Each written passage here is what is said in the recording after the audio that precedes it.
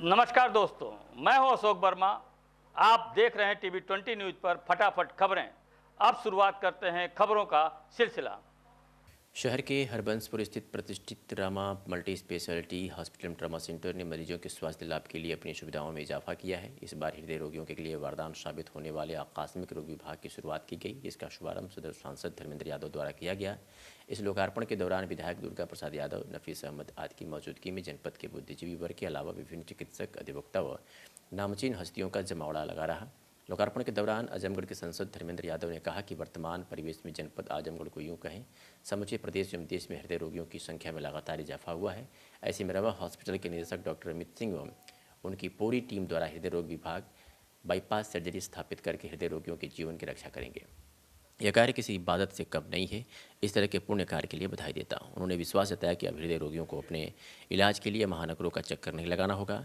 वहीं विधायक दुर्गा प्रसाद यादव ने कहा कि डॉक्टर अमित एवं उनका पूरा परिवार समाज सेवा में हमेशा आगे रहा है, जिसकी कड़ी में ही हृदय रोगियों के लिए विभाग स्थापित कर नामचीन चिकित्सकों द्वारा सस्ता इलाज कराकर लोगों के दुखों को कम करने का कार्य किया जाएगा, जो परोपकार से कम नहीं है। वहीं गोपालपुर विधायक नफीस अहमद ने कहा कि डॉक्टर अमित सिंह ने अपने कार्यों से अपनी पहचान बनाई है। आगे भी वह हृदय रोगियों को कम खर्चा में ही नया जीवन देकर मानवता की रक्षा करेंगे, जो हृदय रोगियों के लिए मील का पत्थर साबित होगी। इस दौरान doctor Rambachan Tripathi, doctor Manisha Tripathi, doctor Furqan Ahmad, doctor Tyagi याद ने भी रमा हॉस्पिटल के निदेशक डॉक्टर अमित सिंह को बधाई दिया और इस व्यवस्था की सराहना की। आगंतुकों के प्रति आभार प्रकट करते हुए अंत में रमा हॉस्पिटल के निदेशक डॉक्टर अमित सिंह ने कहा कि हृदय रोगियों के जीवन में अचानक समस्याएं आती हैं, उन्हें उस समय त्वरित उपचार की आवश्यकता होती है। इसी को ध्यान में रखते हुए हृदय रोग विभाग बनाया गया है ताकि हृदय रोगियों के जीवन की सुरक्षा हो सके। इस अवसर पर नामचीन विधिवक्ता व हॉस्पिटल के संरक्षक advocate Shatrughan Singh, Pramod Singh, Amit Robin, Avinash Singh, doctor Vinay Chauhan, doctor Anoop Singh Yadav, doctor Rajaram Yadav, doctor Tahir, doctor Farhan, doctor Taufi, doctor Pravesh Singh, doctor खुशबू सिंह आदि मौजूद रहे। क्या चीज़ें हैं और किस तरह से लाभकारी होगा? मैं इस मौके पर डॉक्टर अमित जी को बधाई देता हूँ, शुभकामनाएं देता हूँ।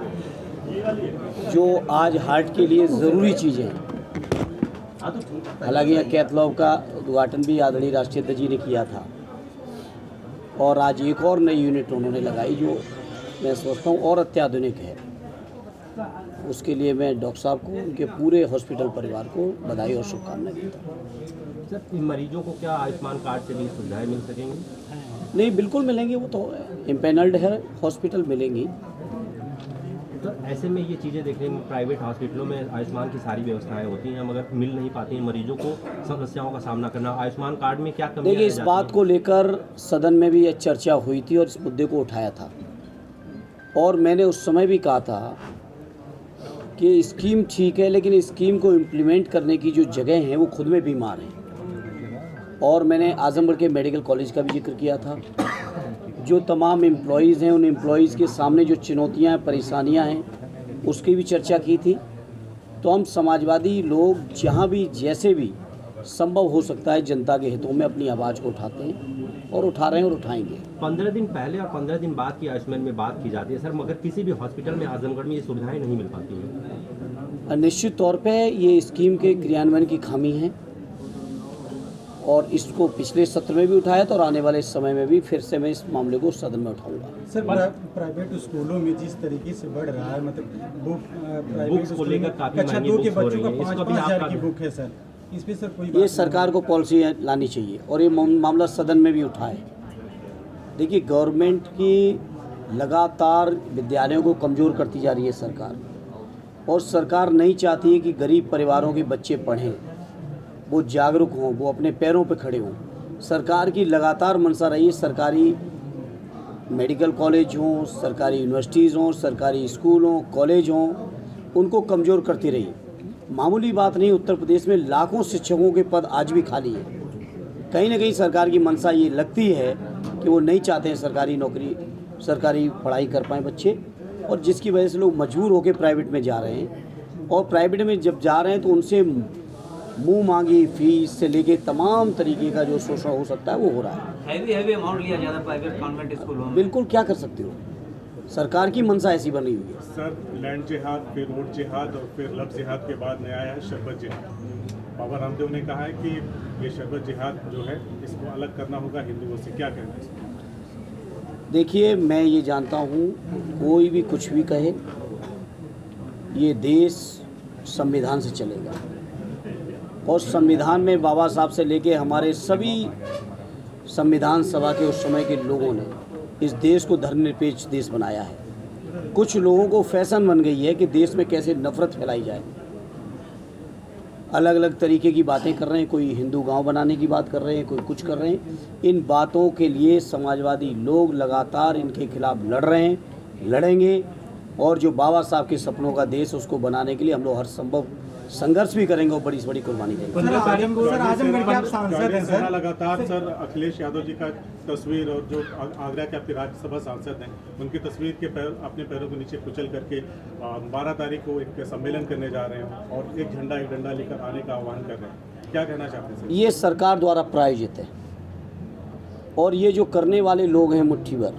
अगर इनको इस बात की गलत फहमी है कि इस तरह से आदरणीय अखिलेश यादव जी का अपमान करके वो सोच रहे हैं कि कोई बड़ी सफलता पा रहे हैं, तो उनको इस बात का एहसास होना चाहिए ये अपमान केवल माननीय अखिलेश यादव जी का नहीं है, या ये अपमान केवल रामजीलाल सुमन जी का नहीं है, ये अपमान पूरे पीडीए परिवार का कर रहे हैं। पीडीए परिवार के लोगों को लगातार जलील करने का प्रयास कर रहे हैं और कहीं ना कहीं पीडीए परिवार के लोग लोकतांत्रिक तरीके से, जो हमारे लोकतंत्र में मान्यताएं, उन तरीके से उस रास्ते से चलकर इन चीज़ों का हम लोग जवाब देंगे। तरवा में सर गए थे आप, क्या वहाँ का क्या अपडेट था? जी, तरवा में गया था मैं, उस चूँकि जब समय घटना के बाद लगातार सत्र था, आज मैं उस परिवार से, सनी के परिवार से जाके मिला, उनके पिता से मिला। उस समय जब मैं मिला था, मैं गया था मोर्चरी में, तो पिताजी तो उस समय मुंबई थे और उनकी साफ मान्यता ये है कि ये सुनियोजित हत्या है, ये सुसाइड नहीं हो सकती है।